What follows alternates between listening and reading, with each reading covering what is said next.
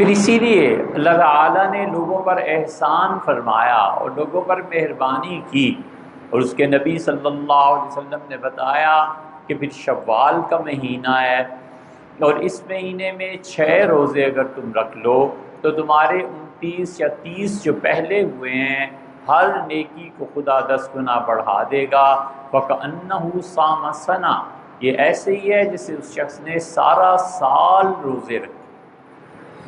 شوال کے مہینے میں یہ جو گزر رہا ہے 6 روزے رکھنا، چاہے وہ متفرق اوقات میں ہوں، یعنی ایک آدمی نے عید کے بعد 6 روزے رکھے اور شوال کا پورا مہینہ ذی القعدہ آنے سے پہلے بس پورے کر لیے۔ ایک روزہ مثلا 10 شوال کو اس نے رکھ لیا، دوسرا روزہ 15 شوال کو رکھ لیا، تیسرا 17 کو رکھ لیا، چوتھا جو تھا 21 کو رکھ لیا، کرتے کرتے اس نے 6 اس مہینے میں پورے کر لیے نفلی روزے۔ فرمایا ایسے ہی عبادت کی جیسے اس نے پورے سال عبادت کی ہیں یہ نفل روزے، لیکن اللہ ان پہ بھی ثواب فرض کا دیتا ہے، اس لیے کہ اس آدمی نے 29 یا 29 روزوں کے ساتھ ان کو ملا دی۔ یہ بالکل اسی طرح ہے جس طرح آپ نماز شروع کرتے ہیں سبحانک اللہم و بحمدک یہ پڑھتے ہیں، رکوع میں تسبیحات پڑھتے ہیں، سجدے میں پڑھتے ہیں۔ ایک آدمی نے یہ ساری چیزیں چھوڑ دیں، نہ اس نے ثنا پڑھی، نہ رکوع کی تسبیحات پڑھی اور نہ سجدے کی تسبیحات پڑھی، تو حتیٰ کہ نماز بھی اس کی ہو گئی امام کے پیچھے، تو اس نے یہ چیزوں میں سے یعنی یہ چیزیں پڑھنی تھی، اس کے باوجود نہیں پڑھی تو کچھ ایسی بات نہیں، نماز ہو جائے گی، لیکن ان سب کو اللہ نے فرض کے درجے میں رکھنا ہے۔ تکبیر تحریمہ فرض تھی، اللہ اکبر کہا، اور اس کے بعد جو ثنا ہے، اب یہ کیا ہے تو سنت اور حضور صلی اللہ علیہ وسلم کا طریقہ، مگر اس کو تکبیر تحریمہ کے تحت لا کر فرض کا ثواب ملا۔ رکوع فرض ہے اور سجدہ فرض ہے، اس میں تسبیحات کا پڑھنا ایک مرتبہ واجب تھا، اللہ تعالیٰ نے مہربانی فرمائی اسے بھی فرض کے نیچے لے آئے، اور فرض کا ثواب نفل کے مقابلے میں بہت بلند و بالا ہے۔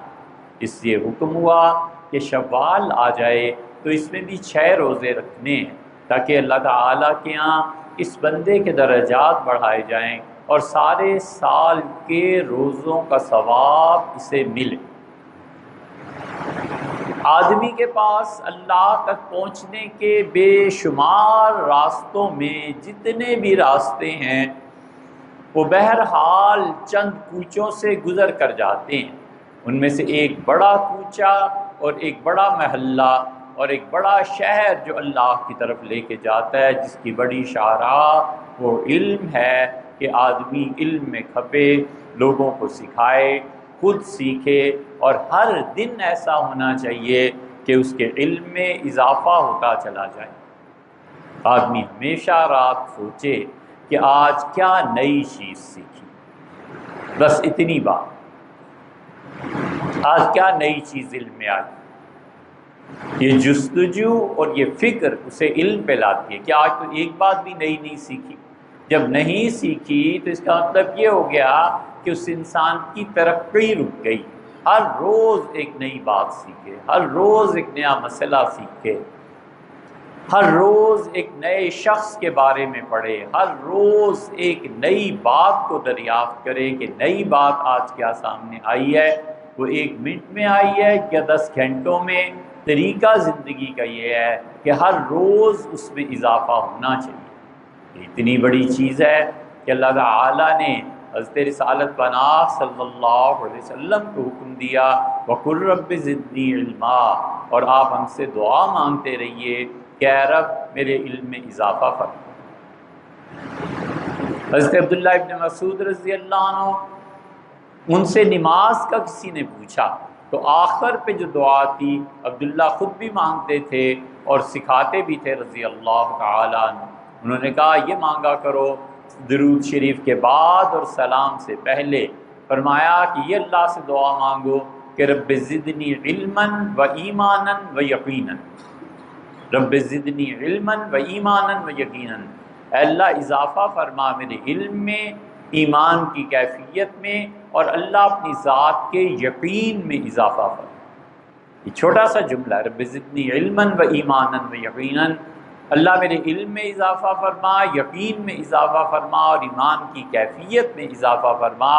یہ ابن مسعود رضی اللہ عنہ کا مانگنا یہ کیا ہے؟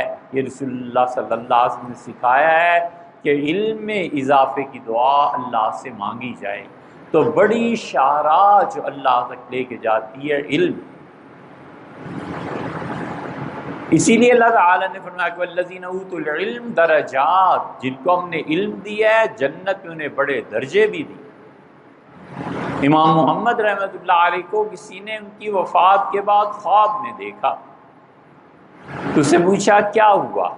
شامی جو حنفی فقہ کی کتاب ہے اس میں بھی ہے اور بہت جگہوں پہ، امام محمد رحمۃ اللہ نے فرمایا کہ مجھے بلایا تو مجھ پہ کپ کپی طاری تھی اللہ کی عظمت اور اس کی گرفت اور اس کی پکڑ کی وجہ سے۔ مجھ سے فرمایا کہ محمد کیوں گھبرا رہے ہو؟ میں نے کہا اللہ اس وجہ سے کہ زندگی میں خطائیں اور گناہ، آج تیرے عذاب سے ڈرتا ہوں۔ تو اللہ تعالیٰ نے مجھ سے کہا کہ محمد اگر تمہیں عذاب دینا ہوتا تو اتنا علم تجھے دے دے، کہ اتنا علم جو دیا تھا، اسی لیے مراد یہ کہ قیامت میں تجھے اپنی سختیوں سے اور ناراضگی سے محفوظ رکھے۔ بہت بڑی چیز ہے، اس لیے علم اللہ کی طرف لے جاتا ہے، روز کا سیکھنا اللہ کی طرف لے جاتا ہے۔ ہر نئی چیز پتہ چلے دین کی یا دنیا کی، پتہ چلے بجلی کیسے بنی، پتہ چلے کمپیوٹر کیسے کام کرتا ہے، پتہ چلے کہ دنیا میں لوگ اقوام ترقی کیسے کرتی ہیں، پتہ چلے کہ کس کس طرح ملکوں کے پروجیکٹس چلتے ہیں، پتہ چلے کہ امت کس کس معاملے میں پیچھے رہ گئی ہے۔ ہر روز نئی چیز جو اس کو دنیا اور آخرت میں نفع دے، اللہ کے قرب میں اضافہ کرے۔ اور دوسری چیز جو بہت بڑی شاہراہ اللہ کی طرف لے جاتی ہے، علم نہیں ہے تو پھر عبادت، اللہ کی عبادت کرے، تسبیح کرے، اللہ کی حمد بیان کرے، اللہ کی ثنا بیان کرے۔ اللہ خوش ہوتا ہے کہ اس کی تعریف کی جائے۔ حضور صلی اللہ علیہ وسلم نے کہا کہ اللہ تعالیٰ بہت خوش ہوتا ہے اس بات سے کہ اس کے بندے اس کے انعامات کا اعتراف کریں۔ کئی ایک احادیث میں مجموعی اور مشترکہ مضمون یہی ہے کہ اللہ کی حمد بیان کی جائے، اللہ کا شکر ادا کیا جائے، اللہ تعالیٰ سے معافی مانگی جائے، اللہ تعالیٰ سے دعا کی جائے۔ خود یہ دعا عبادت ہے، اللہ دے یا نہ دے، مانے یا نہ مانے، عمر بھر یہ چیز ملے یا نہ ملے، عبادت ہے۔ یہ تھوڑا ہی ہے کہ ہاتھ اٹھائے اور دعا قبول ہو گئی اتنے سال بعد اور ابھی اور فوراً، اور یہ کچھ نہیں ہے، وہ اللہ کی مہربانی اور عنایت ہے، جب بھی قبول فرما لے۔ لیکن یہ نہیں ہے کہ اتنا عرصہ مانگتے رہے، بھئی مانگتے رہے، یہ عبادت کی ہے آپ نے۔ اب روزہ رکھا تو کیا ہوا، اتنا عرصہ روزہ رکھتے، آخرت میں پتہ چلے گا کہ کیا ہوا۔ بالکل اسی طرح دعا اللہ قبول فرمائے یا نہ فرمائے، عبادت۔ حضور صلی اللہ علیہ وسلم نے فرمایا قیامت کے دن لوگوں دعا مانگنے پہ اتنا اجر تمہیں دیا جائے گا کہ لوگ تمنا کریں گے کہ اے رب جو دعائیں مانگی تھی زندگی میں اور آپ نے قبول فرما لی، کاش وہ بھی قبول نہ ہوئی ہو۔ شہنشاہ ہے نا، فرمایا یرد صفرن، جب تم ہاتھ اٹھاتے ہو نا اللہ کو بڑی شرم آتی ہے کہ تمہارے ہاتھوں کو خالی لوٹا دے۔ پھر اللہ کیا کرے گا؟ اللہ قیامت میں ان اٹھے ہوئے ہاتھوں کی لاج رکھے گا کہ میرے بندے مانگا تھا نا، اس وقت نہیں دیا تمہارے لیے ٹھیک، ہماری نہیں مرضی، کچھ بھی ہے، لیکن یہ کہ آج اس کا اجر دیتے ہیں تو تم تمنا کرو گے کہ کاش جو دعائیں قبول ہو گئی تھیں وہ بھی نہ ہوتی۔ اس لیے جو لوگ سمجھتے ہیں دعا قبول نہیں ہوئی اب کیا مانگنا، یہ تو عبادت ہے یار، یہ تو ہر وقت کرنی ہے، اس سے کیا بحث ہے دیا یا نہیں دیا۔ اللہ کی عبادت کرے، اور اس عبادت میں سے یہ رمضان کے روزے ہیں، شوال میں 6 روزوں کو رکھنا۔ نفس کو جو چیز اللہ کی اطاعت میں ناگوار گزرتی ہے یہ مجاہدہ ہے۔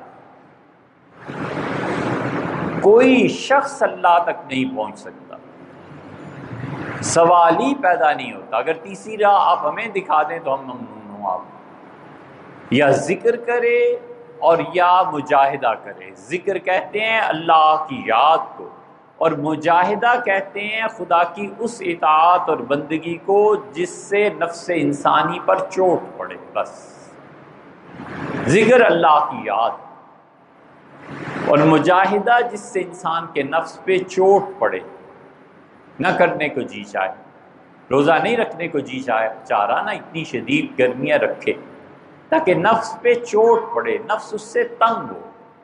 نفس جب تنگ ہوگا تو اس کے ساتھ لڑائی ہوگی، لڑائی میں پھر کبھی تو وشالے، کبھی ہم، کبھی یہ غالب آ جائے، کبھی وہ غالب آ جائے۔ یہ ساری زندگی کے لیے ہے مجاہد، کہ انسان وہ کام اللہ کی اطاعت میں کرتا رہے جو نفس پہ گراں گزرے۔ تو نفس ان چیزوں کو برداشت نہیں کرتا، لمبی نماز کو برداشت نہیں کرتا، لمبی نماز، لمبے سجدے کو برداشت نہیں کرتا، کرے تاکہ نفس پہ بوجھ پڑے۔ جب تک نفس کی مخالفت نہ کی جائے، اور جب تک انسان اپنی خواہشات کو تج نہ دے، اور جب تک باقاعدہ لڑے نہیں اس سے، یہ ایسا درندہ ہے کہ کبھی قابو میں نہیں آتا۔ میاں یہ تو کشتی ہے عمر بھر کی، کبھی وہ دبا لے کبھی تو دبا لے، عمر بھر اس سے لڑنا ہے۔ نفس کو جو ناگوار گزرے آدمی کرے، یہ مجاہد، اور ذکر اللہ کی یاد۔ اس کے علاوہ کیا طریقہ ہے اللہ تک پہنچنے کا؟ تو یہ کام کرنے کے ہیں۔ اس لیے شوال میں 6 روزے رکھے جائیں، چاہے وہ اکٹھے رکھ لے پے در پے، اور چاہے الگ الگ کر کے رکھ لے مختلف تاریخوں میں، لیکن ذی القعدہ کا چاند 29 شوال آخری تاریخ ہے، اس سے پہلے 6 پورے ہونے چاہیے۔ حضور صلی اللہ علیہ وسلم نے فرمایا اللہ اتنا ثواب دیتا ہے جیسے اس انسان نے سارے سال روزے رکھے ہیں۔ اللہ تعالیٰ کی اطاعت اور بندگی بہت بڑی چیز ہے، اللہ تعالیٰ نصیب فرمائے۔